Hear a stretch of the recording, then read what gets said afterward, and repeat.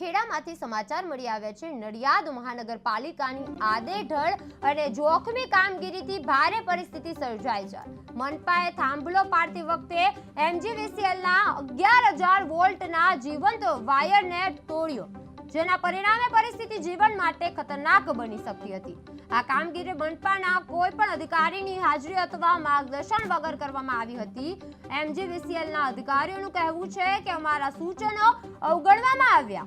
આ કારકિર્દી ત્યારે બની જ્યારે નજીકમાં આવેલી શાળા છૂટવાના સમય પર આ ઘટનાનું થયું, પરંતુ સદનસીબે કોઈ જાનહાનિ થઈ નથી। નડિયાદમાં 11,000 વોલ્ટ છે તોડાયા છે। મનપા દ્વારા જોખમી વાયર તોડવાની ઘટના છે સામે આવી છે।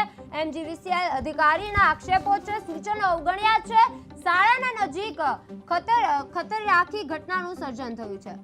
એ લોકોને એવું કીધું કે ભાઈ ક્રેન બોલાવીને પછી પાડો, તો એ લોકોએ અમારું માન્યું નથી એટલે જેસીબી લાઈન ધક્કો મારીને પાડી દીધો છે। વાયર 11,000 વોલ્ટનો તોડી નાખી। આ પહેલા તમને જાણ કરવામાં આવી? હા, જાણ કરીને અમને બોલાયા છે।